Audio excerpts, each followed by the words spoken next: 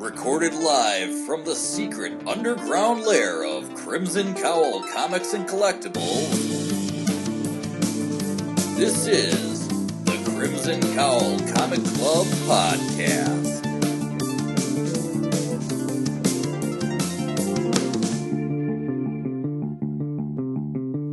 The following issues may contain spoilers.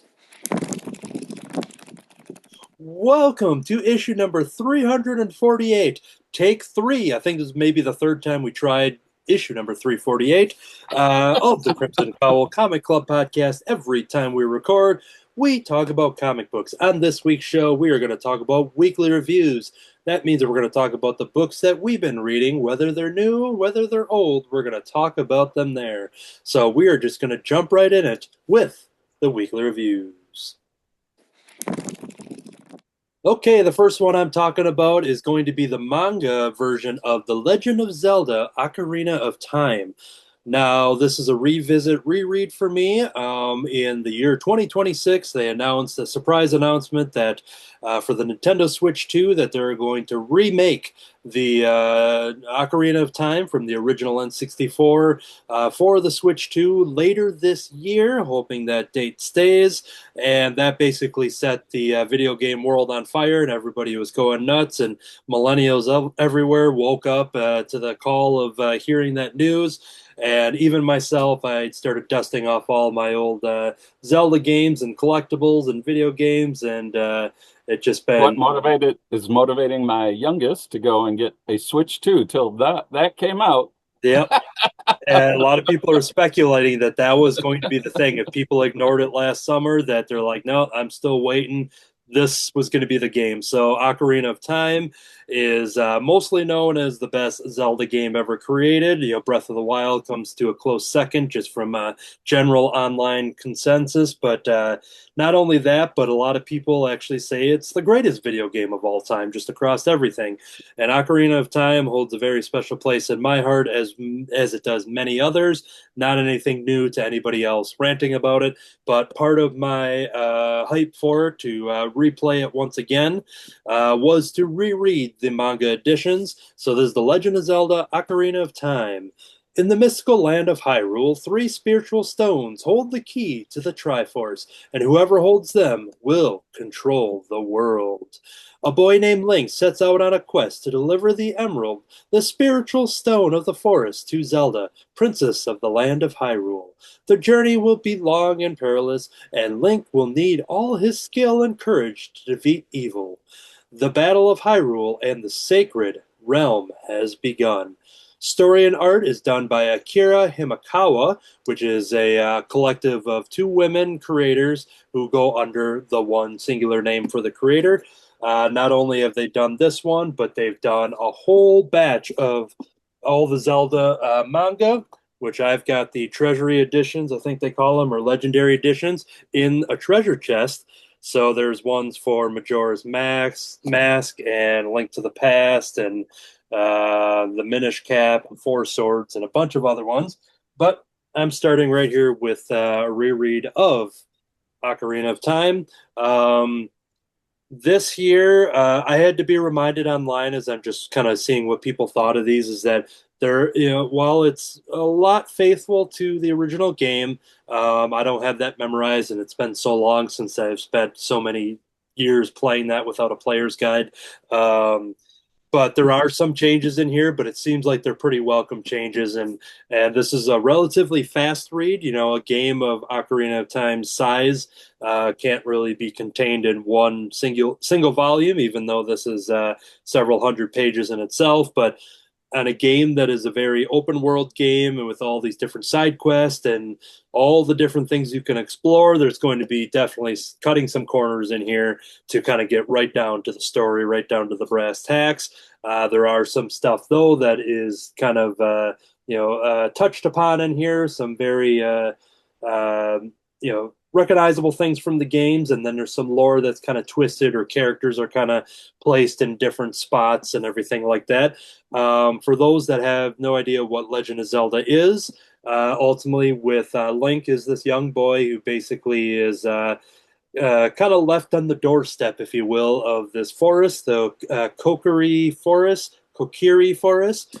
This will be another thing I'll say is that everything that I pronounce, I've heard multiple pronunciations for everything in Zelda, from the lands to the characters to everything. So I'm just going to say whatever version my mouth says at the time, and it might be different by the end of the review.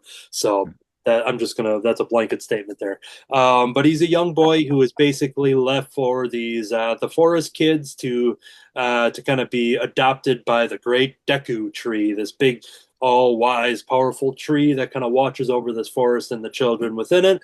All of these children of the race of the Kokiri, see, there we go. Um, they all have fairies, but Link does not have a fairy, and that kind of makes him, set aside, and basically he's being teased by a lot of the other kids. He does have one close friend, Saria, and she plays this ocarina, and they have fun together. And then there's Mido, who is kind of the main bully, and everyone just keeps kind of pushing him to the ground and laughing at him, the fact that he doesn't have a fairy like everybody else.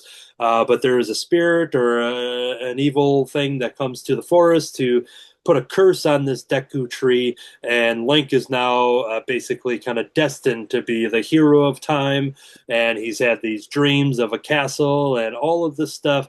This is where it gets crazy, because if I sit there and I play a Legend of Zelda game, and then the next day I had to retell that game to somebody, I'm probably not going to keep it all together, because there's so much stuff going on and so much lore, and very entertaining, but it's a lot to digest. And I would have to remove everything else that I know in life just to hold all this info at once. So, but it's a classic story of, evil taking over the world, and now Link has to basically go around to all these different dungeons and lands and nearby cities and locate these emeralds, these gems, and give them to the princess, who is being captured by Ganondorf. Ganondorf being the main villain through a lot of the Zelda lore, going back to the original game and such.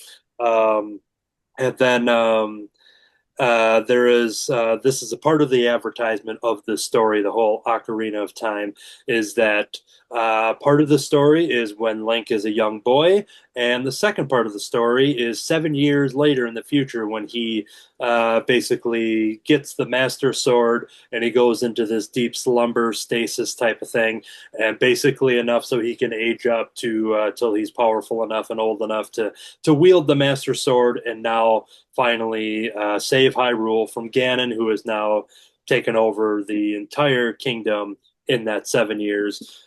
So now the hero of time, who is equipped with Zelda's ocarina. Saria had an ocarina, and then Zelda had one. And Zelda's ocarina, when you play the music on there, it has some extra abilities. And I'll just kind of leave it at that.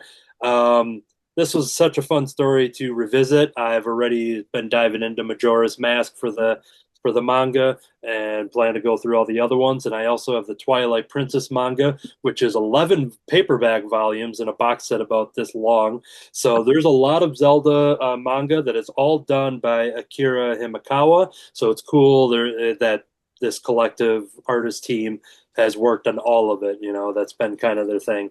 And I should definitely show some of the art now that I'm kind of done talking about the story. Because this is manga, it is read, the opposite direction in the format printed book. The opening of these treasury editions, or the legendary editions, the first chapter is in color. I don't know if this is something that's just exclusive to this, or in manga in general, if they do that for hardcovers, if that's just a theme, but the rest of it is in black and white once you get to the colors, after the color pages. But just to show you some of the designs there, every character is very recognizable from there's Epona, the horse, right there. All the characters are very recognizable and very much in the manga style, and it really fits with the Legend of Zelda and all the Japanese lore and everything, and where the roots of Legend of Zelda and Nintendo come from in the video games. So seeing this stuff in a Japanese art style it's just meant to be. But yeah, this was just a ton of fun, and it's always a learning curve to kind of follow, the panel structure when reading manga. And there are some times where I'm like, wait, do I jump to this box now or over here to the big panel in this? Do I go, and if I'm reading this way, now do I go down or do I diagonal? And sometimes they guide you, sometimes they don't, but that's only due to my lack of reading manga. I've read some here and there, but not too much. And then here is the grown-up shot there of adult Link, as well as he's out there on his journey. But the only thing that I think is a flaw for these books is the fact that you don't have the soundtrack when you open the book, because my favorite thing from The Legend of Zelda, all the games, is hearing the soundtrack, and I listen to them through CDs and albums and YouTubes and stuff like that. So I think when I start reading these, I just have to put that music, the master soundtrack for Majora's Mask, on YouTube and just play it in the background lightly as I'm reading, and I think that will enrich the experience. But that's something they can't control, so that just means that I think these books are excellent. And for anybody who is a fan of Legend of Zelda, it's definitely a good way to experience this or re-experience this through a different lens. And I think it's pretty well to jump into if nobody knows if they're just into fantasy and they like Lord of the Rings and any of that kind of stuff and that kind of genre of storytelling of wizards and swords and shields and stuff like that. So I think it's pretty, it's a good introduction for anybody to jump into. They give you everything, especially this one. They give you canonically in Legend of Zelda this kind of, even though it's not the first game in the series, story wise, I think it's up front. So Is this the game that has my youngest has played all the Zelda games? I've kind of dabbled a little, but their favorite line is, "Don't go alone. Take the sword." now, if I'm not mistaken, I'm trying to think if that's in the original game or not. And if it's in this one, it's probably because it's been, like kind of like the in Star Wars inside joke of I've got a bad feeling about this in a sense of like a line that's repeated. But yeah, I'll have to think. And the sword stuff happens in early, so I'll have to flip through to see if that's in there. The one thing I thought you were going to say, because there was a short-lived Legend of Zelda animated series in the 90s. Oh, yeah, there was a little, yeah. Yeah, and the catchphrase, which in an annoying way was done, you can find a link on YouTube where it's like a 3-minute clip of every time he says it in the cartoon, but Link goes, "Well, excuse me, princess." And every time he says that, someone's got like a hypercut edit of that. And next year, 2027, they finished wrapping filming. I'm saying the same words twice. They finished filming, wrapped filming, if you will, of the Legend of Zelda live action movie, which would be the first time they're doing live action for this. It's going to be my most anticipated movie, and I'm hoping they have that "Well, excuse me, princess" line in there as a little nod. Not, it doesn't have to be annoying. It could simply be under his breath, like, "Oh, well, excuse me, princess." Be like, "What was that?" "Oh, nothing, nothing." But just something, whatever. So that's my only wish going into that movie. But anyways, it's going to be an entire year from this point on until next April, where I'm just going to be talking about Zelda. So if you're around me, I apologize. All right. So that is going to do it for my first review. I think I covered everything I could say, and let's jump over to David with the next book. All right. Okay. Both of my books have a bit of a theme to them. They are both going to be Marvel DC crossovers. And one thing that I like about these two crossovers is both of them just sort of pretend that Marvel and DC is the same universe. There's no story as to how they got together or whatever. They exist in the same universe. So yeah, the first one, The Incredible Hulk versus Superman. And this one is written by Roger Stern, penciled by Steve Rude, inked by Al Milgrom. Jim Novak did the letters, Steve Oliff did the colors, and of course there's all the acknowledgments of the creators of the characters involved. Just the setup here is on the back. It says, "They are two of the mightiest beings ever to walk the earth, two men who each lead double lives. The Hulk half a ton of raging primordial fury, the unleashed id of Dr. Robert Bruce Banner, given form and substance by the power of a thermonuclear explosion. Superman, the last son of the doomed planet Krypton, sent to Earth where, as Clark Kent, he grew to adulthood with powers and abilities far beyond those of mortal men. What if they met? Ooh. Would it be as friends or foes, allies or enemies?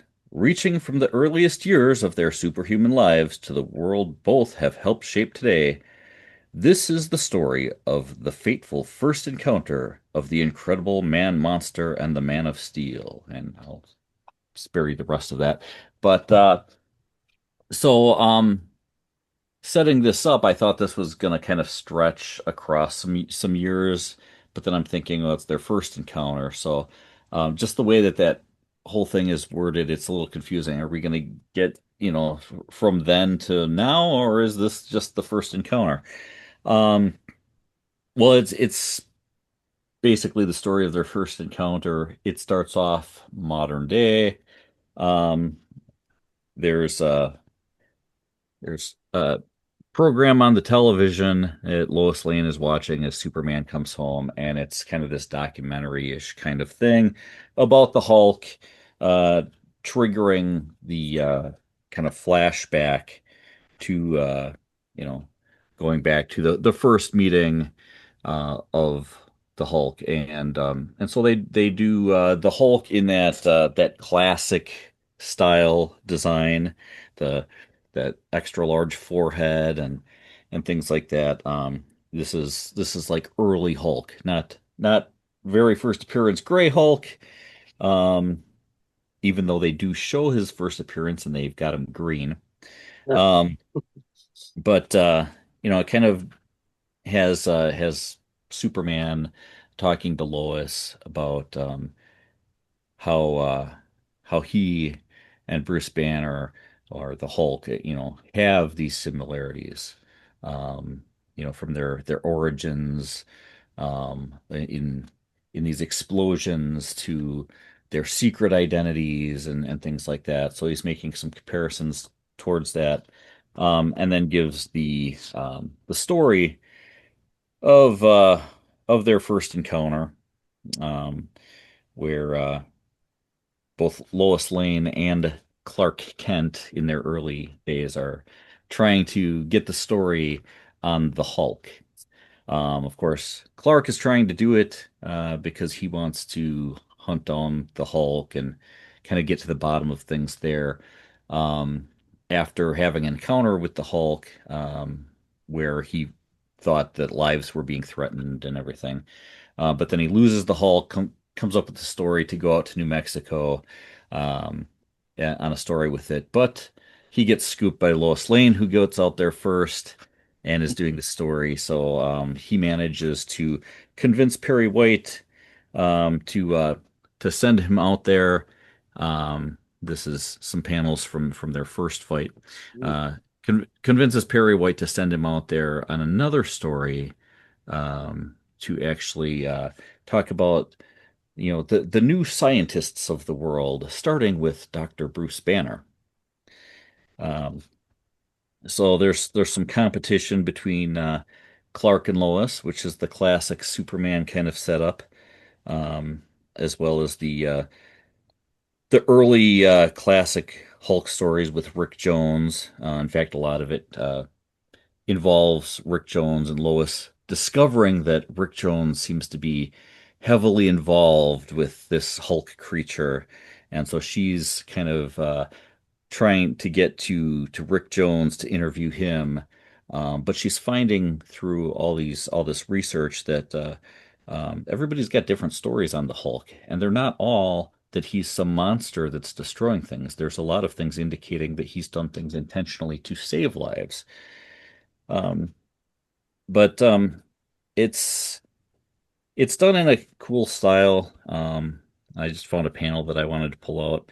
You got Lex Luthor, um, who looks like a redheaded boss hog here. Yep. Love the way they put him in this white suit and everything, and just the hair and everything. It looks like a red-haired boss hog. Um, but I do like the style that they went with in the art. It's a good modern day version of the classic comic book art, in the way that a lot of characters like Darwin Cook has done some of that stuff. So it's that kind of art, modern coloring and everything. So it's a really good blend, I think, in the art of the uh, classic characters, classic story with some modern additions with the art style. Um, yeah, but there's really nothing here, like I said, that other than they existed in the same world and the stuff was going on, and Superman decides to look into it. Um, they're kind of duped by Lex Luthor into fighting each other, and as most team up stories go, they start off, fighting each other because they're tricked into doing so by Lex Luthor. But then eventually teaming up and going after Lex Luthor.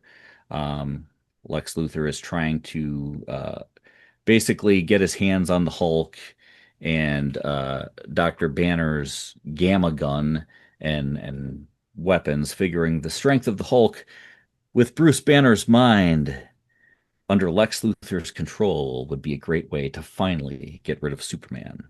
So, um, you have to read this to find out if he's successful or not, um, or to what extent he might be successful. But yeah, I enjoyed this. I thought it was a fun book. Again, I really liked that they didn't like force some, two universes colliding kind of thing that a lot of crossovers do. They just got right to the story and like, hey, there's this Marvel character and this DC character, and this is what it would be like if they fought. Did, And you actually do get to, for all the people who wondered who would defeat who in a fight between Superman and the Hulk.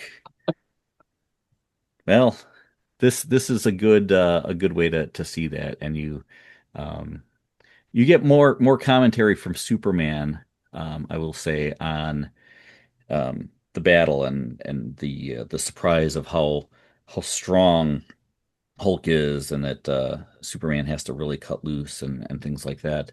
Of course, Hulk's not really commenting on that. Hulk is just Hulk smashing smash. and being tired of people telling him what to do. And yeah, because that version of Hulk did have a little bit more to say than Hulk smash, but it was kind of like don't boss Hulk around. Uh, he would turn quickly even on his friends like Rick Jones. You just don't make Hulk mad. Right. I was But going it's to a ask. good classic tale done in a more modern kind of way. And I don't even remember what year this was, so I should see if I can. I was going to ask. Did the book have more of a feel of a Hulk comic book, a Superman book, or did it do a good job of equally bringing the feel of both books to? I think it was good at both. It does both. They um while they use the reporter kind of angle, the Superman Lois Lane kind of thing, Hmm. as somewhat of a setup for it, you do explore the Bruce Banner Rick Jones thing. Betty Ross is in there, although not heavily used. She's kind of a plot device, to an extent, more so than any kind of developed character in the story. Um, I will say it's probably slightly more Superman than Hulk, but it's pretty well balanced. I think if you're a Hulk fan versus a Superman fan, you would still uh, enjoy this for the Hulk story. It's still Bruce Banner struggling. This is at a period where um, Hulk is getting stronger and Banner is having a harder time controlling him. And it talks about this being the first time that Hulk comes out kind of spontaneously and during the daytime. Because early on, Hulk was Only at kind of a night. nighttime Yep. creature. He came out at night. So there was the anger side of it and whatever, um, but there's a point in here where Hulk just kind of decides he wants out and he comes out. Um, so it's kind of delving into that early Bruce Banner struggling to control Hulk and being concerned that Hulk is going to, overpower him and take control at any time versus under the circumstances that they had previously known. Um, but this actually is 1999, Hmm. which I think I didn't even realize that there were much in the way of crossovers during the point that this came out. This is something that I just kind of stumbled on. There's a lot of the bigger crossovers that I'm aware of between Marvel and DC. This one, even being a Superman fan, wasn't one. This was during a time period. I was in the army at the time, and I wasn't actively collecting and everything, so I wasn't up on everything. But yeah, this one kind of went right past me, and I only recently discovered it. So it's a good find and a good fun read. My only question, based on Lex Luthor dressing like Boss Hogg, is there a subplot where Boss Hogg is trying to stop Ma and Pa Kent from paying the mortgage out on their farm and trying to stop that? I don't know, No, that would have been a good addition to this. is he trying to stop Jimmy Olsen from hauling illegal moonshine or anything like that? Nope, he's just this is this isn't mad scientist Lex Luthor. This is business mogul Lex Luthor. He's got government contracts and things like that. So it's not he himself who's inventing things. It's him trying to um use Bruce Banner and trying to steal his invention, and he's got his eye on this gamma gun, and um, so that's the version of Lex Luthor, which kind of is the kind of Lex Luthor that would be going after the farm, but no, that doesn't actually happen. Okay, fair enough, fair enough. Also, no, Rick Jones has a bit of a hot rod in this car here too, but it's not exactly a generally. It's Or anything. Yeah. it's an old roadster hot rod. Not running in any Roscoe's speed traps or anything. So No, I could probably No. do this all day, but we'll move on. there's a small town sheriff in it. Hey, Well, I mean, close enough, right? yeah, yeah. This will be a great way for our next review if she is ready, but also welcoming Katie. Hello, Katie. Welcome. Hi, everybody. It's Hi, good. Katie. Yep, the audio cut out a little bit there, but maybe it'll catch up. Are you ready by Go ahead, chance? actually, and set me.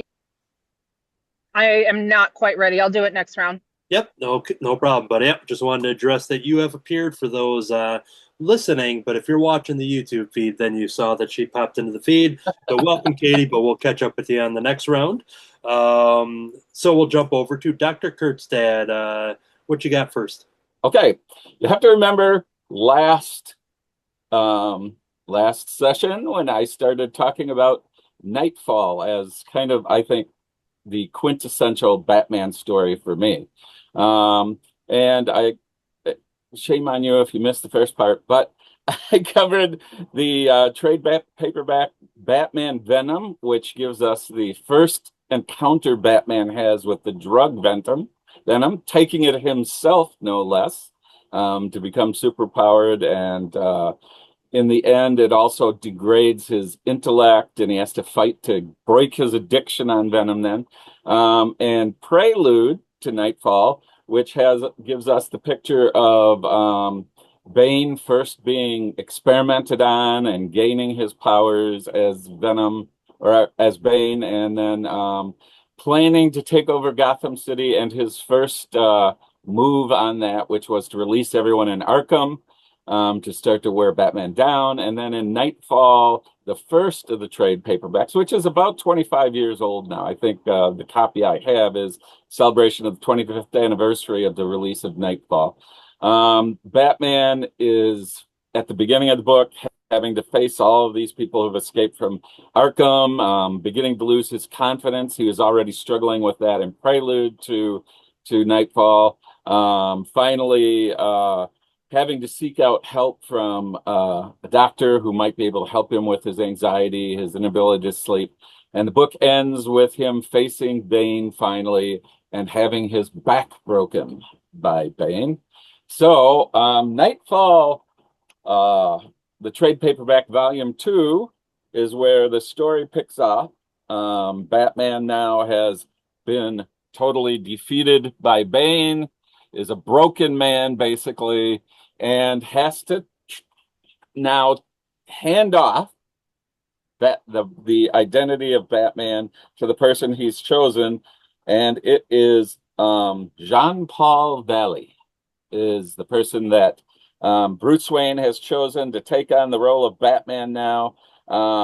He found him earlier, and it's already been revealed that he was originally programmed as an assassin for a group called the Community of Saint Dismas. Their role was to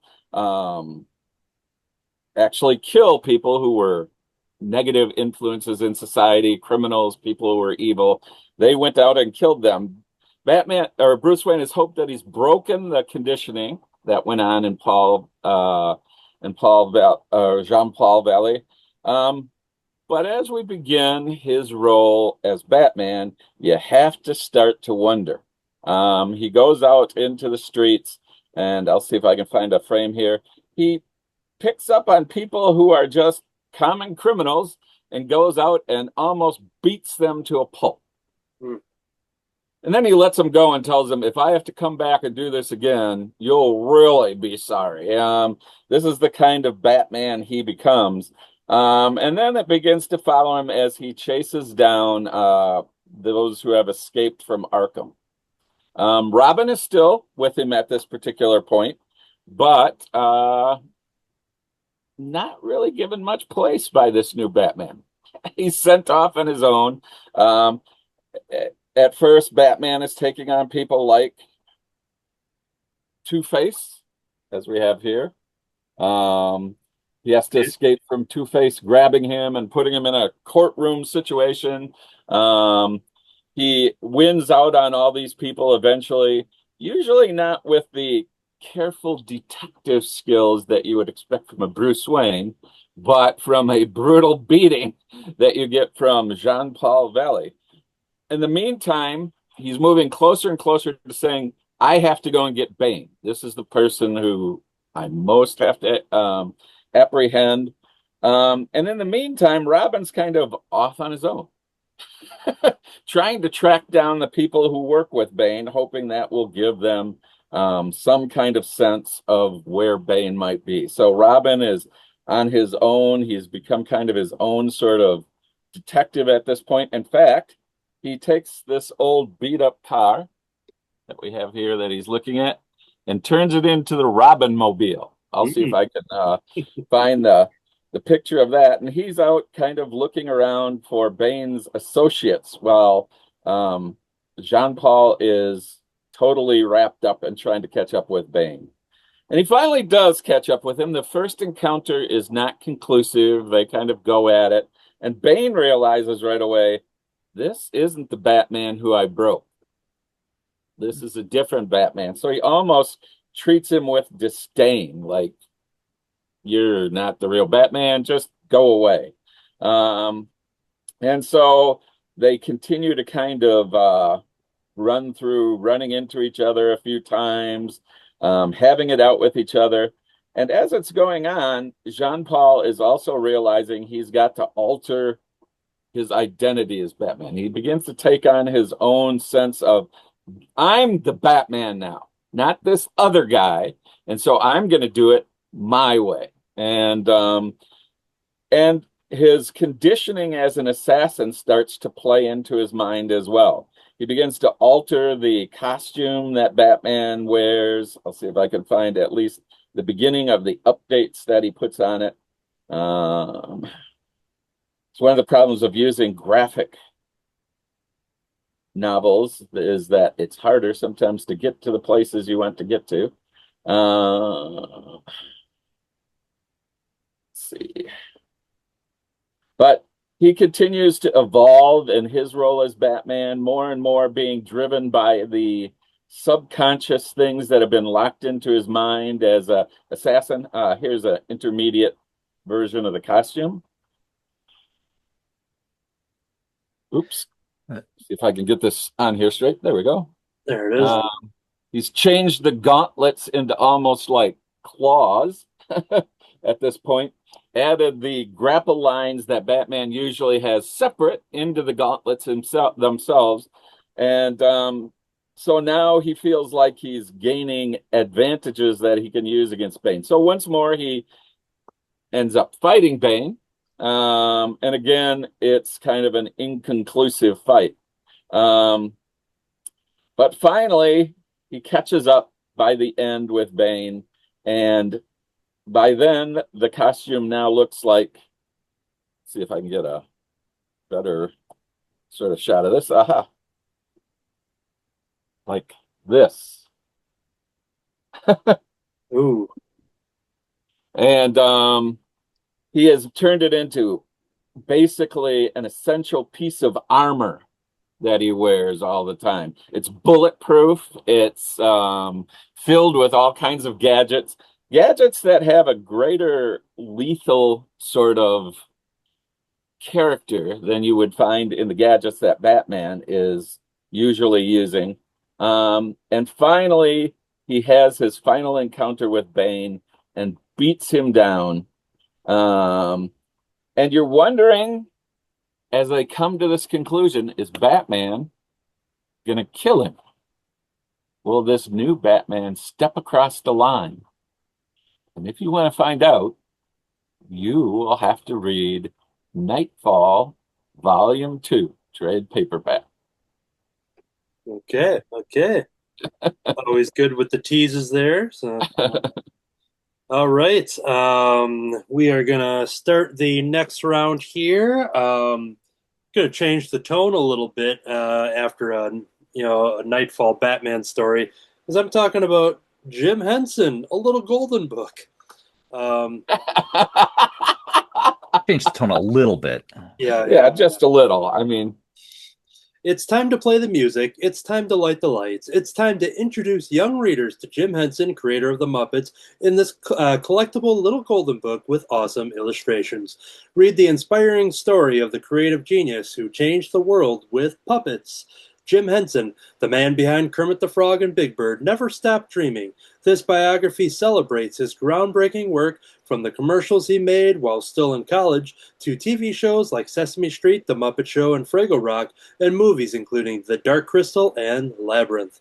Muppet fans of all ages will enjoy reading about the life and legacy of Jim Henson. This is written and illustrated by Luke Flowers. There's not much of a review here. It's more so just kind of like a public service announcement that this exists.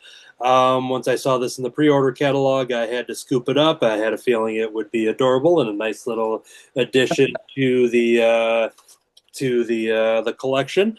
But really gorgeous illustrations here, very cartoony leaning, as they start with young Jim's life and talking about being inspired from his parents, and just through the arts and crafts that they did, through the television shows that he watched, and young Jim Henson really being attracted to the puppet shows on television and the idea of just television in general, which led to him creating his own Muppets and meeting his eventual wife, Jane, as they created Sam and Friends. Sam and Friends from the 1950s. As of this last year, we're celebrating 70 years of the Muppets in general, starting with Sam and Friends. Before the Muppets proper, as we would see, but Kermit started with Sam and Friends, and we see illustrated versions of all those puppet characters from that very short-lived. Well, I guess it really wasn't short-lived show. Sam and Friends was a show that was like 5-minute episodes that were, I don't know if it was a couple times a week or a couple times a night or something, but it was on some local channel that they were putting it on, and it was all just original material, and it was mostly Jim and Jane, and they would slowly start bringing in people to kind of help with that. And that is where a version of Kermit had started. He was Kermit the Frog in there, but he would later evolve as being a full-fledged character, not only with his own backstory, but as the voice would kind of get worked on, and the puppet itself would evolve design-wise. They go into the life of the Wilkins coffee commercials, which I was actually shocked to find out that there were over 100 of those commercials, I believe. Wilkins Coffee, that they just had these puppet commercials and stuff with the characters, and they just did so many of them. They cover a little bit of history of Rolf being a regular on the Jimmy Dean show, and that's when Rolf started to come into popularity. And then we have a couple pages for Sesame Street, which this is a coincidence because I happen to have a good show and tell. This is just a pure coincidence. But one of my favorite, if not my favorite moment, I'm sure amongst with many others, is the classic scene of Kermit with Joey, which was one of the regular children actors in the early seasons of Sesame Street, in which they are saying the ABCs, but she interrupts Kermit by saying Cookie Monster. And he gets frustrated because Cookie Monster is not a letter of the alphabet. But the little girl, Joey, is giggling throughout, and it's honestly just Google Kermit and Joey Sesame Street, and you're gonna find one of the most like heartwarming clips you'll ever see. And it is just a great moment where they keep trying to go through the alphabet, and Joey is just waiting to interrupt by saying Cookie Monster. And you can see the improv nature of this segment of Jim as Kermit getting frustrated and simply just like, he's like, "Oh, Cookie Monster." He's like, "Well, next time you can ask Cookie Monster to, sing with you." And then he's like, "I'm leaving. Sheesh." And he gets all like, and he just kind of goes off. And it's a real moment of little Joey just going, "I love you." And Kermit comes back in. He's like, "I love you too." And then she kisses him. I did my own art take on that on our friend Brian Lynch's October prompts. So there was my little interpretation of the ABCDEF Cookie Monster. So, anyways, seeing that moment captured in just the several pages that they have just warmed my heart. Then they, of course, cover the Muppet shows, and you see some of their special guests. Then we definitely get into the history of the movie, especially with a little detail about how Jim operated the opening Rainbow Connection scene of the original Muppet movie from 1979. And where they basically had him in like an underwater tank in a real life pond. And this illustrates it, in a funny way, but also a very realistic way of just how much he wanted to have that shot be as real as possible. So like, all right, just submerge me into the water and we'll figure it out. And then going into his projects after the Muppets when it comes to things like Dark Crystal and the Labyrinth. So it's definitely a good taste of that. There's nothing to spoil beyond enriching people the story and life of Jim Henson. Unfortunately, this book cannot be longer due to the nature of the life that he led and his unfortunate early passing in 1990. But this book kind of, in the very few pages that a little golden book does, it does a real good job of just doing a highlight reel of this, and I think it's illustrated very beautifully to tell that story, and such a beautiful little cover there. Very simple. You got a rainbow, you got Jim, Kermit, and a banjo. Not much more needed right there. So this is longer than a review I would ever expect to deliver for a little golden book, but I'm glad. I'm glad it happened, and I'm glad it was with the Jim Henson Golden Book. So yeah, there we go. That's all I have to say about that. Check it out, everybody. All right, jump over to David for your next review. All right. Yeah. So my next Marvel crossover is Marvel and DC Present, featuring the Uncanny X-Men and the new Teen Titans. I mean, they were new at this time. Anyways. Yeah. Um, yeah, so this just like the Superman Hulk thing, just kind of makes the assumption that they exist um in the same universe. So pull out the whole thing there.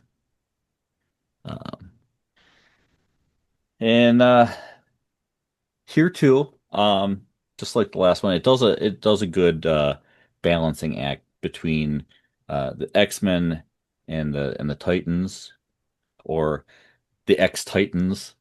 I don't know, as they're referred to a couple of times in the book, once they're all together, which actually doesn't happen until over halfway through the book. There's a lot of setups, and this is a very cosmic kind of story. So if you like those cosmic stories, this is this is that. Um, and I'm familiar with the Titans, but I actually didn't read a ton of Teen Titans. So I don't think that they did a lot of like cosmic stuff. Even though with characters like Starfire, I mean, there was definitely a way into that, but I think it was more like Earthbound stuff, even when they did address those things. Um, so I don't think that they did a lot of cosmic stuff. X-Men, of course, did, um, particularly around the time that they did the Dark Phoenix saga, and this has some callback to that, as you can tell by the cover. One thing that's a little different here is between this and the last book I read is the uh, the book with Superman and Hulk. Lex Luthor was the clear villain. I mean, sure, you had like General Ross, in that one, but there was no real Hulk villain. Um, it was a Lex Luthor scheme. In this, Darkseid is the main villain. But there is eventually a team up, and you get the Dark Phoenix, um, that also becomes a threat in it. And the whole thing is Darkseid is he's got this plan that he's essentially going to turn Earth into another apocalypse. And to do that, he has a plan that involves um, the Phoenix entity. But of course, at this point, this is after the Dark Phoenix saga. Jean Grey uh, died her comic book death. So the Dark Phoenix, no longer existed at this point in time in comics. So what Darkseid is doing is he kind of hatches this plan. He's got some sort of New Gods kind of device where he's going around um, and he's kind of invading the minds of various X-Men. And what he's doing as he's invading their minds is he's getting memories of encounters with the Phoenix, some of these things, from the X-Men's Phoenix stories. And he starts going to these locations where she used the Phoenix powers, and it kind of like left behind, these energies, you know. And so Darkseid is sending his parademons, and he's got Deathstroke, the Terminator, working for him, and they're going to these locations with these big alien devices and collecting this energy. The goal is to um, use this energy to recreate the Phoenix. Um, so they're doing that because this is a singular universe, not Marvel, not DC. They kind of explain that Starfire is she knows what the Phoenix is. You Hmm. know, she's had a history with it where not a personal encounter, but she's learned of the Phoenix and she knows what the Phoenix did, you know, destroying worlds and everything. And so she's um, trying to rally the Titans to hunt down the Phoenix and destroy it in order to save the universe. Um, which they do by kind of going to the X-Men, um, because well, they knew that Phoenix was part of the X-Men. Of course, they get there. The X-Men at that point, they're trying to figure out what's going on because they know that they've had their minds invaded.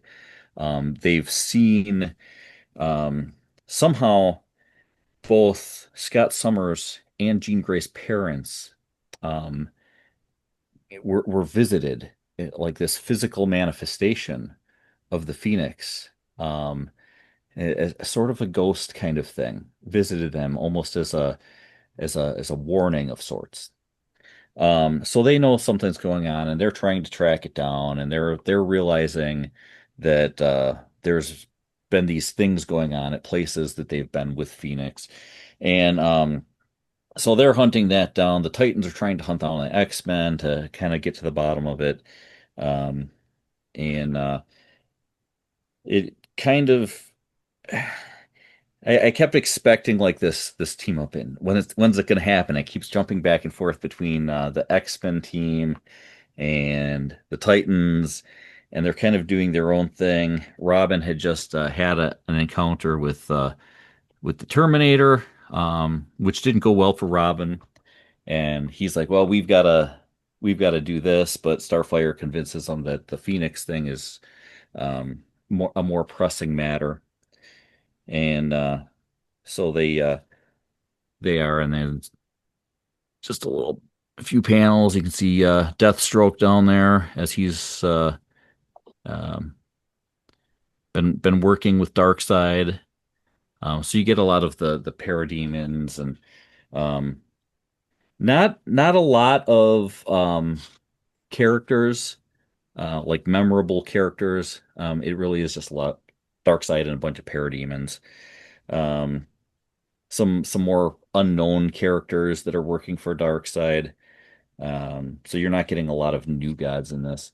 You do have Metron at the very beginning. I'm trying to remember the name of the wall. I think they refer to it as the wall in here. Um, and I believe what was it? Was it metals that Yeah, involved yeah, horrible thing, but involved the wall the and wall at whatever. the edge of the universe that Yes, well, came they down have the everything with. wall at the edge of the universe in here, and it kind of started out the book with Metron making a trade with Darkseid for some device that actually allowed Metron to go through the wall to find out, you know, what is on the other side. Um, and it does leave Metron's chair on this side of the wall, kind of floating in space, and that comes about a little bit later in the story as they're able to use it. But it is well over halfway through the book when you finally have the The X-Men and two the teams Teen meet. Titans meeting up, and at that point they start, you know, getting referred to mostly by the Phoenix once that entity is kind of resurrected as X-Titans. Um, so it's kind of this convoluted kind of cosmic tale. Um, you know, this overly complicated plan by Darkseid to bring back the Phoenix entity in order to destroy the Earth to convert it into this new apocalypse. It just seems like there would have been an easier way to go about this whole thing. But then the the chair does actually come back into things later. Um, Beast Boy, or well, he's known as Changeling at this time in history. He gets to turn into a giant version of Lockheed, the dragon. Ooh, Um, and Clever. So he's flying them around as a giant dragon. Um, they explore his ability to change. And I don't know if they've done this in the comics at all, but he experiments with being able to turn into um, one of these parademons because it's not a human. He can't change into a human, like Right. another human.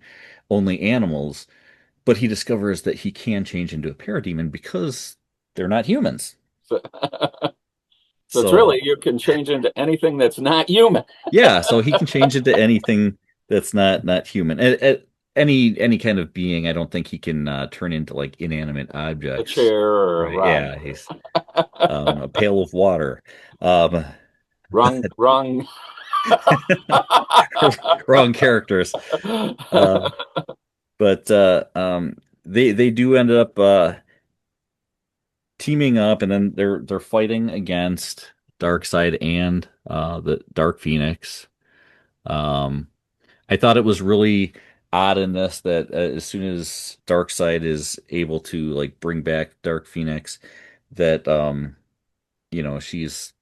she's referring to him as my love and whatever, and you think that this is this new cosmic villainous couple, you know, or something, and it's like they've never met or whatever. There's no explanation. Dark Phoenix just kind of goes with Darkseid's plan.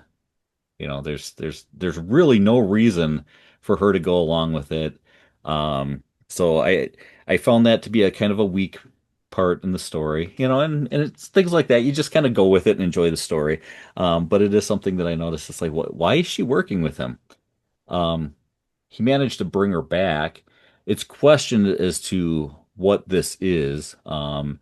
And I think even the X-Men don't really believe that it's Jean Grey, that she's back. And they're not even sure that it's the Phoenix, or at least not the Phoenix as she was before. Mhm. Um, but that's kind of question, and it's never fully answered. Um, they kind of question it, and that's kind of a part of this. Is like, what was this entity? Was it Jean? Was it something else?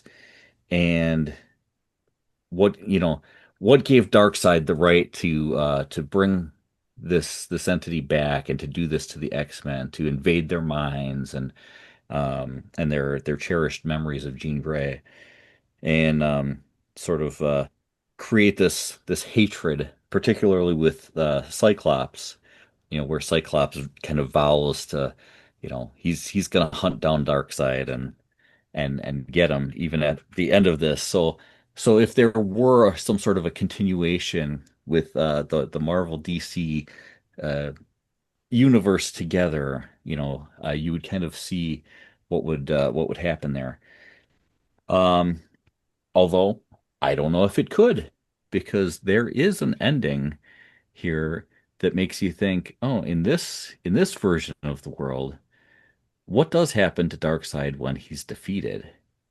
And they kind of give you a reveal at the end that's interesting, that would really make you question like the future of this particular combined universe.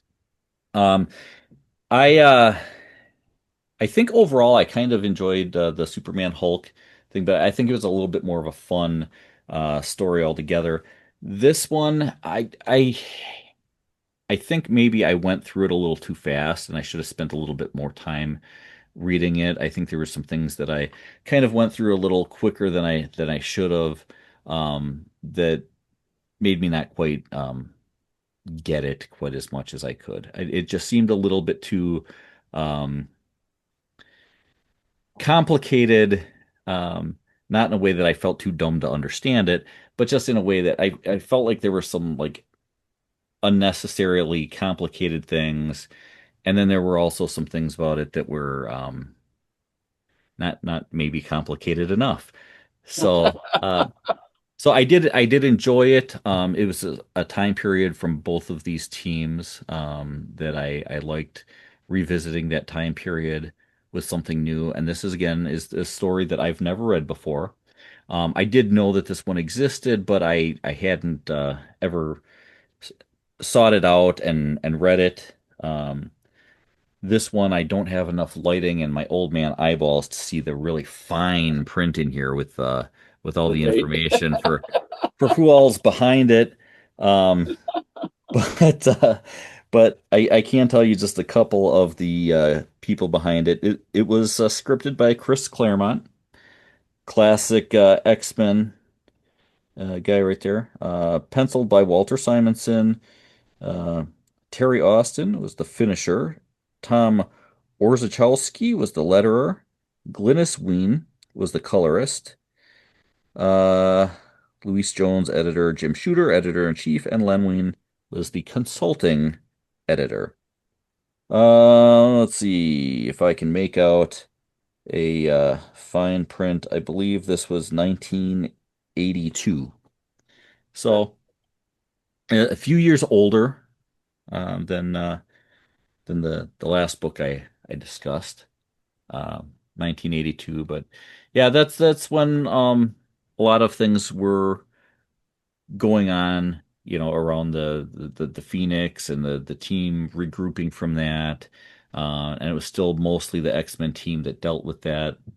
And then you had the new Teen Titans. I think this is shortly after they formed as the new Teen Titans, where there was a storyline involving Raven and her kind of bringing this team together. And it is kind of mentioned in this story. So this is the kind of era that this book took place in. I don't know what the timing would be, but it seems like it would be natural for a team up like that to have Doomsday trying to create apocalypse on Earth, teamed up with Apocalypse, who wants to develop a place where mutants can be tested and turned into a higher level. And that's the kind of world Apocalypse would like to see, because that Yeah, so yeah, I think this is well before Apocalypse, Apocalypse, being okay. the X-Men character, well before that time. And I kind of had thought about that as well to see, like, how you would have like Darkseid from Apocalypse trying to create a world named Apocalypse with the assistance of Apocalypse. Apocalypse. Guess they had to wait a few years before they did the story. Then they could have done Uh, that. But yeah, I'm a fan of the X-Men from that time period and the Titans characters, even though I didn't read a lot of Titans. I did like that time period from them. So for a book that I've never read before, I think this was kind of nice to kind of go back and get something fresh from that period. Cool. All right, we will jump over to Katie. What you got for us? Hi everyone, it's really good to be back. Okay, so this week I'm bringing something from Kirby's comic collection, and it's very much a Kirby comic. So this is for you, big guy. It is called The Snowman, 1944, published by Entity Comics. It's written by Matt Martin, and I think it might be drawn by them as well. Matt Martin is known for doing the Lady Death comics. And we'll get into the story and then I'll give some notes on it. So, Snowman 1944 is a prequel to an already existing series about a Native American entity called the Snowman that gets revenge on white settlers and white people and different combatants for the violence that was done to the various Native American tribes. And it's controlled by a totem of magic crystals. And that creates a snow monster, and Snow Monster Den does bad things, is kind of the premise. And then I would say this book, 3/4 of it is honestly just a straight up war comic. So this is taking place in Europe during World War II. And we are seeing American and German Air Force pilots in a dogfight, and pages of them flying through flak and bombs and gunfire, trash talking each other. There's a funny little bit where one of the American guys speaks German, so he's mouthing off at the Germans in their own language. And unfortunately, this sortie is not going well. Both sides are losing guys left and right, and our main hero's plane gets a pretty bad direct hit. And one guy falls out the side and another one is trying to glide it to the ground. The plane is unsalvageable and there's one survivor. And of course, one of the pilots or one of the airmen had this good luck charm with them that they always wore, and it was, totally going to help them, right? Well, unfortunately for our heroes, the good luck charm was the totem that calls the snowman into being. And now that the person wearing that charm has passed away, the snowman is loose. So our hero, he parachutes out of his plane, ends up surviving, but he gets captured by the Germans. And so they're saying, hey, you better talk, or, they're pulling a gun on him. They're pulling a gun on the translator. And, it looks like it's going to be kind of a shootout situation, that our hero might be in trouble, until all of a sudden Germans are looking over him and there's this giant snow monster ready to pounce and start attacking people. And nobody's ever seen anything like this before. And that's the end of issue 1. I will say the back of it does have a little preview, kind of giving us a quick rundown of what the snowman is and how it came into being. Like I said at the top of this review. This was actually a pretty fun comic. I think if you like war comics, you would find this adjacent to that and you would enjoy it. I think the remaining issues are going to lean more into the kind of cryptid, spooky, otherworldly thing, taking people out without any regard for human geopolitics or what's going on in our silly little mortal lives. One thing that is a little difficult about this series is that I don't think it's been digitized. I've been looking on both legitimate sites and maybe a little less so, and I'm really having a hard time finding copies. I don't see that it's been collected in any kind of volume, and from what I can tell, Entity Comics is out of business, and I'm not certain who, if anyone, has the rights to print these comics. So we're looking at a bunch of eBay listings. I've noticed that everybody has copies of 1 and 3, but we're all looking for 2 and 4. So TBD if I'm able to find them and bring them back, but it's a really cool concept. And as soon as I read it, I said, this is a perfect Kirby comic. If you like things like the X-Files or Supernatural or just sort of alternate histories, I think you'd probably really enjoy this. And yeah, that's my review, and it's so nice to be back in person with you all. So, yeah. Always great to see you as well. And I was looking at Google to look because I'd never heard of this one. And usually my reaction to a Kirby comic when he brought one to the show is being like, where did you find this? So I am curious. Is this something that actually came from the collection, or you just stumbled across it? No, it's from his collection. Okay, so it is definitely, yeah. Okay. Yeah, and I could very easily see this being, an original printing from the 90s that was just, kept in boxes and basements for a while. So, yeah, he had such eclectic taste, and he always was really good at tracking down very obscure, like, kind of tough to find, tough to really describe to anyone comics. Because when you type in the Snowman 1944, you get a really cute, like, little, Christmas cartoon from, like, the Netherlands or something like that. But this is not that. Yeah, so we'll keep you updated. Well, I will also keep my eyes open as I go through some of those Kirby comics and see if I happen to stumble upon those other issues, and if so, I'll reach out and let you know. Thank you. You're welcome. I would often say, I'm like, if he didn't bring it to the club, I would assume that he made up the book, that it doesn't exist, but it's a real thing. So, All right, we are going to continue our journey with Batman over with Dr. Kurtstad. So, what's the next one you got for us? Well, Bane's now in Blackgate, so Jean-Paul has taken care of that.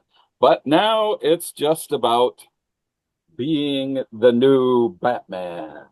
And so we get the continuing adventures in what's now in this trade paperback set of volumes called Knightquest, The Crusade. So Jean-Paul is now off on his crusade to come up with the people that, or come up with how he's going to be the new Batman. And of course, it is about as brutal as you can get. In fact, Robin comes into the Batcave one day, and what does he find? Let me close out this one thing. That Jean-Paul has set up a shooting gallery of the villains that Batman faces. So Jean-Paul is now hunting them down, basically, almost as a hunter would. Robin finds this somewhat disconcerting as he looks at all this. And so eventually, Robin and Batman come into some conflict. And Batman basically tells Robin, I don't need you anymore. Get out of here. I work on my own. And we get Batman even picking him up by the throat and telling him to get lost, that he no longer has any place in this Batcave. As they go along, he seals off the Batcave from Robin so that he can't get in unknowingly, but he doesn't realize that Robin has his own ways into the Batcave.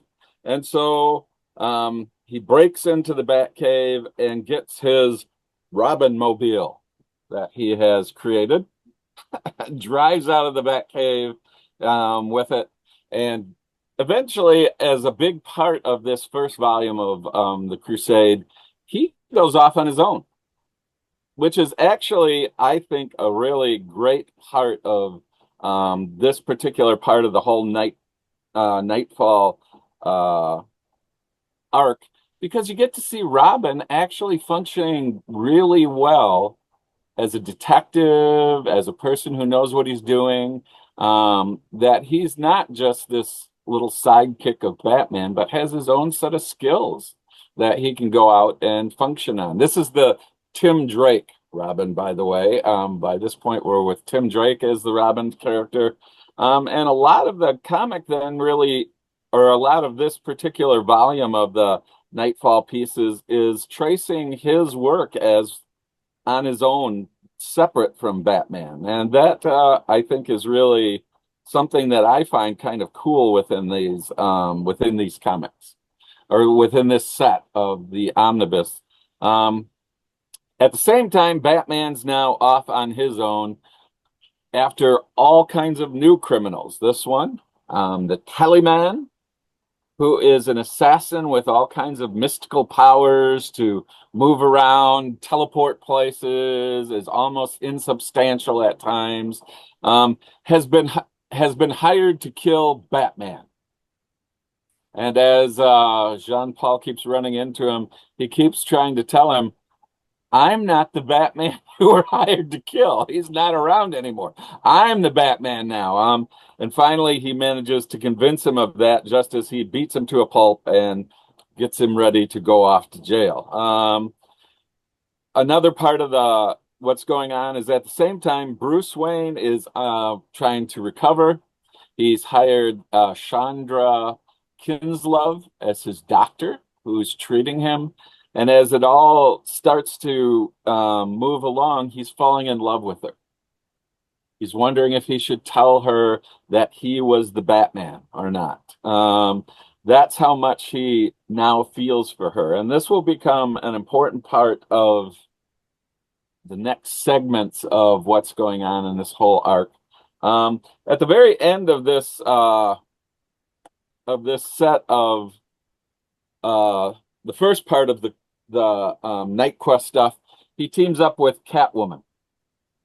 And at first, he's trying to track Catwoman down. She's suspected of supplying stuff to some terrorists who are trying to save the Earth, and I have managed to get a hold of some new fertilizer, or new kind of bug sprays and things for plants that will protect, make better crops. But at the same time, it will cause all kinds of problems on the Earth. And so they managed to get a hold of some with Catwoman's help. They're going to put it in the water supply.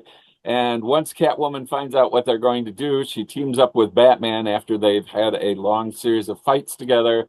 Batman's kind of sort of falling for her, the new Batman as well, though he's resisting because this is against his kind of psychological manipulation that's gone on in him. She's a bad guy. So you can't fall in love with someone who's an evil character. And they end up being able to stop what would have been a terrible sort of tragedy in Gotham City. But Catwoman is now starting to wonder, is this the Batman she's known all along? It's becoming relatively certain it's not. And at the same time, we're seeing other characters start to move in this direction. Commissioner Gordon is beginning to wonder, is this the same Batman who I've been working with all these years, or is this someone different? At the same time, the mayor of the city is happy for the new Batman. He wants him to go out and be a vigilante. What was in the past kind of seen in a negative light by the administration of Gotham City is now becoming a positive element, doing what the police officers can't do, getting these bad guys the way they need to be taken care of. And so he's supporting this new. And in the midst of this, we're watching Jean-Paul struggle with himself. Who is he? What does it mean to be the Batman?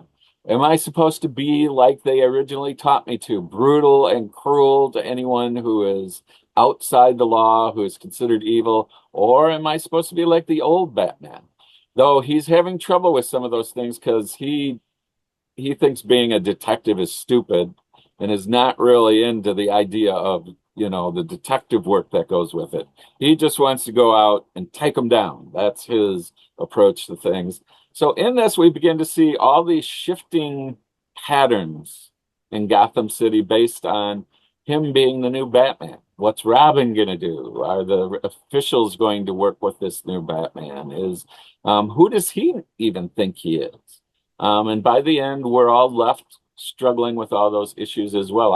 I think at a psychological level, once you get to this part of the arc, it's a very interesting look at the dynamics of all the different characters who have been a part of the Batman universe. And you'll get even more of that in my next review, where I look at part 2 of The Crusade. Okay, we all look forward to that. All right, jumping into my last review here, talking about crossovers in this episode. This is a crossover that I think the writer didn't even expect to ever happen. We are talking about Jay and Silent Bob, Jays of Future Past. Jay and Silent Bob make a quick stop in the Marvel Universe.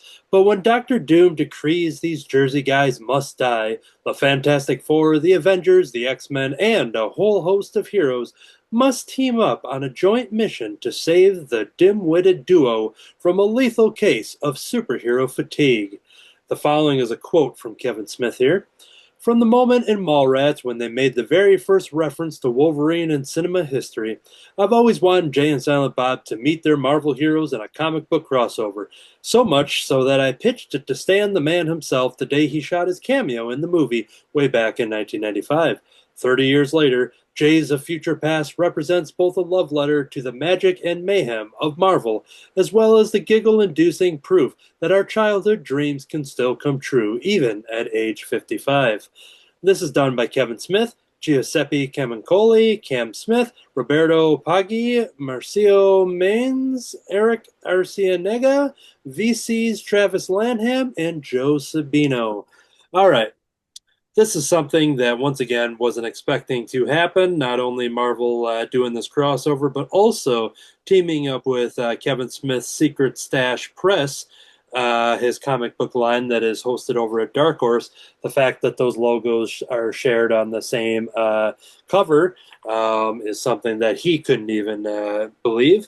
And this is the kind of comic book that if Kevin Smith was given just one chance to do it, being like, all right, just so you could stop, bugging us and stop emailing us and this and that, you get one shot at this. he definitely put everything he needed to put into this, playing with all those characters, not only with what I said in the synopsis, but as you see on the main cover here, with Jay and Silent Bob and a lot of collection of the Marvel heroes. Hey, Jeff the Land Shark is even down there too.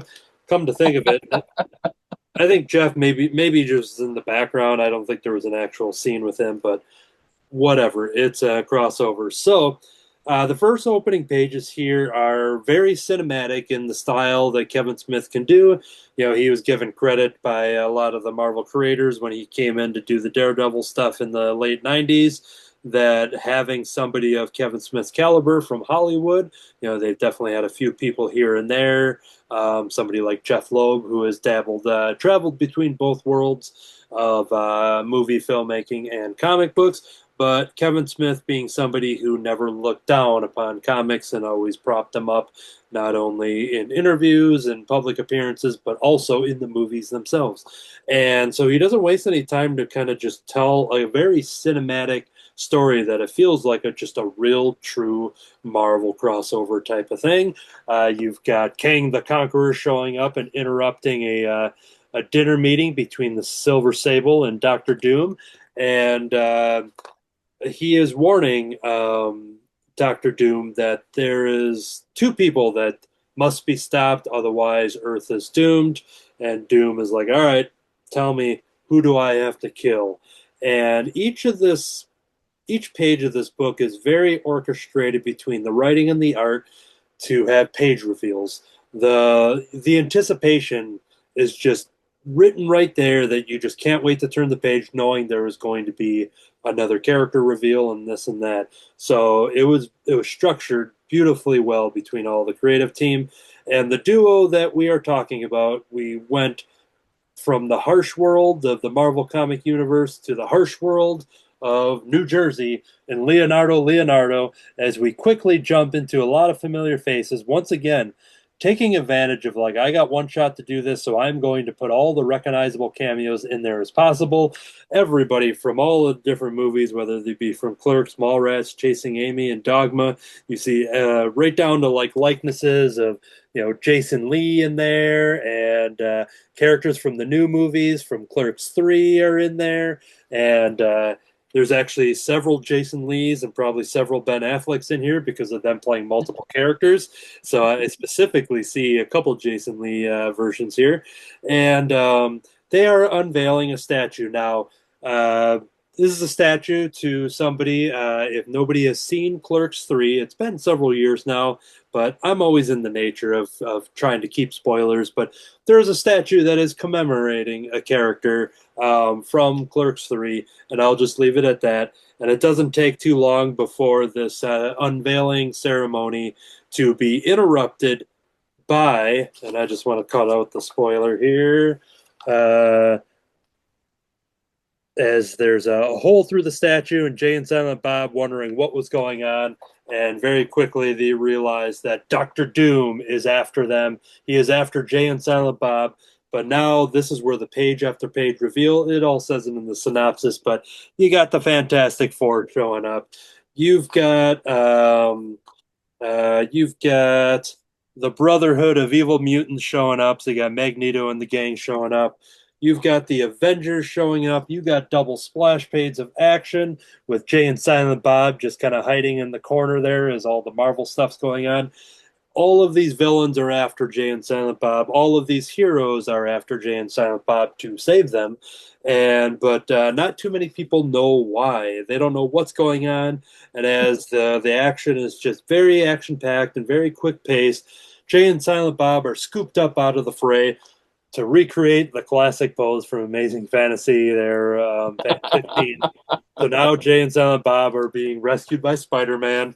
And just for the comedy of it, and it happens right away, that classic pose is once again repeated as Deadpool swings in to also save Jay and Silent Bob. And the comedy going back and forth, you know, is just ridiculous. There's puns left and right. Kevin Smith is just very, very good with all the dialogue back and forth, and it's just it's just a blast. The likeness of the artist here of capturing these characters is just spot on. You know, everything is done. The Avengers show up into this. There's a nice page of showing all the Avengers lining up and showing up too. Just page after page, page after page. We do have Dr. Kurtzstadt here, who is our resident Doctor Strange fan. So Doctor Strange steps in to capture Jay and Silent Bob into this kind of bubble here to kind of bring them to the sanctum. And so then there's a lot of good. Here's a line from Jay referring to Doctor Strange. He calls him a Penn and Teller wannabe. So, and then Doctor Strange is the one that is starting to kind of figure out what's going on. This is the part where I'm going to kind of, not say too much more. But Doctor Strange is the one that is coming in to kind of figure out why are they the ones that the villains are after. Like, why are these two, nobodies from Jersey? And so much more action, so much more comedy. I'm flipping through this, seeing a bunch of crazy stuff. And once again, tying in with the new continuity of the movies.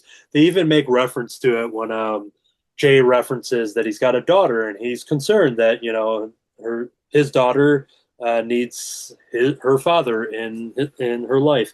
And Doctor Strange is like you're somebody's dad, and he's just like, oh yeah, well, a couple movies ago we found out, and just the idea of just referencing the fact that that was a couple movies ago we found that out. But Kevin Smith's real life daughter, Harley Quinn Smith, she is drawn, and her character shows up in the story as well. So it is just fun to see all this happen, and the fact that it's a real life Marvel comic published book, and the fact that it sold so well that they went back to another printing. They had a bunch of exclusive covers all over the place. And let's see here. I'm not going to I'll tease this here. The final pages, while it's a lot of fun, crazy, goofy humor, it's not as raunchy and as crude as the Archie comic Jay and Silent Bob's mashup, which is weird because you would think the Archie one would be more family friendly, but that one was way more I definitely enjoyed it, but it's very alarming if seeing the classic house style of Archie comics and hearing the classic style dialogue of Kevin Smith going through their mouths. The Marvel comic version, it has a parental advisory on there, but it's definitely not as crude. There's definitely probably some things that either he was told that he could or couldn't do. They didn't have those guidelines on the Archie book. They let him do whatever he wanted. But for the Marvel book, it definitely has some boundaries. There's a lot of innuendo type stuff, but language-wise is really toned down in comparison to the Archie crossover. And to somebody coming into this, only knowing Marvel Comics, not knowing anything about Jay and Silent Bob, they'll probably like a lot of the comedy. They might not understand anything that's going on. But I think they'll still enjoy it for it being a humor book in general, and it's very action-packed, which I would say is an opposite thing of what Kevin Smith is usually writes. He's a dialogue man, and people have always said, hey, how come you're not directing one of these big Marvel movies? It's because nobody wants to see two of the characters sitting in a car talking for 2 hours. That's not why you go to see Marvel movies. So in his defense for why people should check this out is because this is very action-packed, because the artists pick that up and run with the action. They do what they do best. And Kevin Smith peppers in the comedy dialogue. The thing I wanted to tease is that while it is very goofy and funny and silly and all that stuff, there is a little bit of heart that shows up at the end, with the conclusion of the story and how it all wraps up. And it brings in another character who is very Jersey specific in the Marvel Universe. If you definitely know your Marvel Universe, maybe that gave it away, but it's enough of a tease to be like, wait, who's he talking about? I got to go research. And it was something that was very close to my heart that my jaw dropped, my heart warmed. I'm getting chills just thinking about it.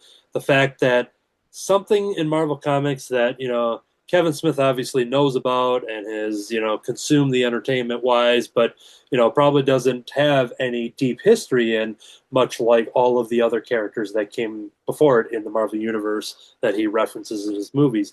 But he found a really cool angle that I should have seen coming a mile away with him being a Jersey boy, but it was something that I was just in the moment. It caught me off guard, and I can't wait for the next moment that I get to interact with Kevin Smith at an event or something to bring this up and stuff, because it was just so beautifully done and just a nice little chef's kiss on this book. But Jay and Silent Bob, Jay's of Future Past, it's a comic that shouldn't exist. If the comic code had anything to say about it, they'd say no, that Kevin Smith, you're not going to be allowed in comic books. But this is something that is a treat, and it seems to be selling pretty well, and I hope that he gets to, and he's definitely writing more comics for Marvel Comics. He's got a Spider-Man and Hulk team-up book, I think a 2-issue, maybe a 3-issue series coming up. He's still doing some DC stuff at the same time.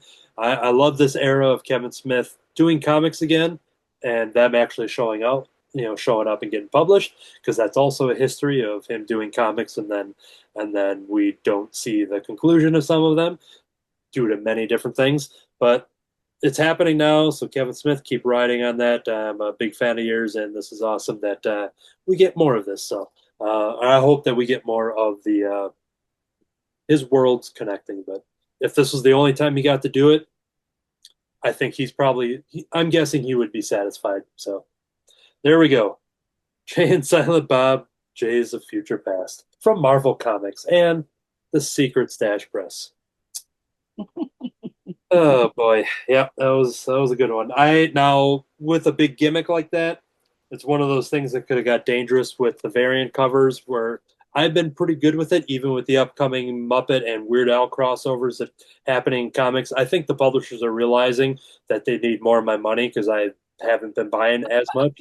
But I'm sticking to it, and I'm not buying every single one they come out with. So I made the exception because Mike and Laura Allred, who are friends with Kevin Smith and have worked and designed the Bluntman and Chronic characters, and all the drawings that you see in those movies were all done from the Allreds.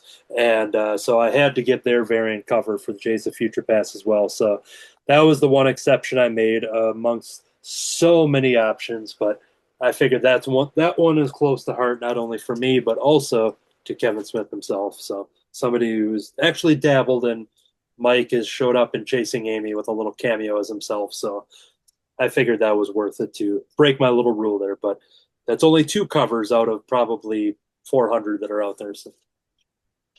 Okay, that does it for that review. We have one more review from Dr. Kurtstad to bring us home for this final chapter, or at least for this. We'll see. For this time, there's a few more chapters left in this. For what he's offering today, so take it away. It's the second volume in the Knightquest, the Crusade series. This is really, I think, a fascinating study in the psychology of what's going on in all of this. It starts out with the Joker trying to kill Batman within a movie sort of inspired approach to it. He's bought like a movie studio, or he's got a movie studio to back him on creating the Death of Batman movie. And so he is trying to draw Batman into the trap of various movie setups that he's in. And in the process of that, the Joker realizes, this isn't the Batman I want to kill. I mean, the Batman and the Joker are so intertwined by this point in the storyline that Joker knows right away, this isn't Batman. And so he, as much as he might want to kill this Batman, what he wants to know more is, where is the real Batman? What have you done with the real Batman? And how can we get him back here so I can kill him? So the whole first part of it is really the interactions between the new Batman and the Joker, which comes to its conclusion with this particular frame. You can see it there. Batman with his new weaponry and his gauntlet pointed at the Joker's head. And he says, let me go back to it. I have to widen out here. The Joker says, and you get to play hero just like always. Not this time, Batman says. Not tonight, not any night. Your reign is over, Clown Prince. And we know that Batman's getting ready to take him out at this particular point. But it doesn't happen because Bullock shows up, points his gun at Batman's head and says, that's far enough, masked man. And so people are beginning to realize this Batman is not the real Batman, or at least the Batman they used to know. And so Joker's saved at that point. But we start to get the idea of just how much Valley is slipping deeper and deeper into almost a psychotic approach to things. In fact, it becomes most clear when we get to this particular scene in the comic. What we have is the ghost of his father, who was Azrael, the assassin for the Order of Saint Dumas before him, and the ghost of Saint Dumas, each talking to him at the same time. One is telling him, you need to be the protector of those at night. That's what Saint Dumas is saying. But his father says, no, you are to be the punisher. You are to be the assassin. You are to be the one who kills the evil in the world. And so we see that suddenly he's caught in a psychotic break that's going on inside his mind. And he's like, stop it. I don't know which one to be anymore. So his father accuses him of, you have served me falsely, perverting my inspiration by following the base ways, or this is Saint Dumas saying, following the base ways of the assassin. But his father says, no, you are doing my will in this world. And so we see that he's quickly slipping into this place of not even knowing what's going on anymore. At the same time, Bruce Wayne is out looking for Tim Drake's father, who's been kidnapped, along with his doctor, Shonda Kinslove, who he's in love with. They have been somehow taken by someone, and he does not know where. He tries to appeal to Batman to help, but John Paul says, not my problem. I have things here to do in Gotham City, and this is not part of what my mission is. Robin has to break into the back computer so that he can begin to get information that Bruce might need. And Bruce Wayne in the comic basically disappears. Nobody knows where he's gone or what's happening. And by the end, we're getting the impression that that dark side of Valley is the one that's winning out. He almost kills a man who he's fighting by pushing him down the stairs and beating him. Again, the police have to stop him from killing the man.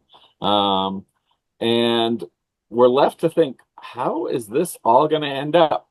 How is the legacy of the Batman going to be preserved by this new person who's taken the job? Can it possibly work out for the good? And that's where this part of the arc ends, with us wondering, how far will this Batman go? We don't know. And is there any way to stop the slide that's going on? There are some interesting characters that come into play in this particular in both issues, in both volumes, really. They have some cowboy themed people who show up and work for the mob for a while, which is kind of a interesting twist. People wearing masks and carrying six-shooters as they rob banks. You have some new villains who are introduced throughout this part of the arc for Knightfall. But we're still left with that. Now, where are things going? And that will be the next time I'm on. We'll finish up and figure out who will be Batman at the end of it all. Yeah. All right. Well, if that's not any reason enough to subscribe to our show so you can find that answer out, I don't know what is. So. All right. Well, that is going to do it for our show then. Go to crimsoncowl.com for info on original webcomics. Crimson Cowl Comic Club on iTunes. Subscribe, rate, and review for that audio version. But if you want the full version on YouTube, go to Crimson Cowl Comic Club over on YouTube. I have my artist accounts over on Facebook and Instagram. That's Anthony Laatsch, Laatsch. I also host Cartoonist by Night over on YouTube, which is a drawing show with a bunch of cartoonist friends, a bunch of guests, and a bunch of fun episodes. Recent episodes, we have Masters of the Universe. We're hanging out and talking about everything He-Man and a couple other episodes in the can as well. So check out Cartoonist by Night over on YouTube. And then we always honor our late friend Kirby, who has Under the Cowl of MS over on YouTube as well. Left behind lots of videos of reviews and stories and everything from his life. So please check out Under the Cowl of MS.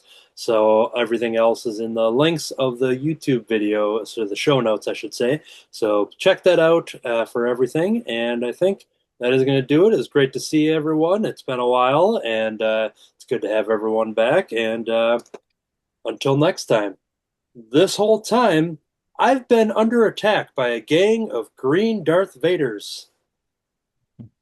I've been in the Marvel and DC universe. Katie, let's go with Katie. And I've been trash talking the Germans. And I've been wondering, how in the world could Marvel Comics kill off Doctor Strange? To be continued. Everybody take care, and we will talk to you again soon. Thanks. Bye.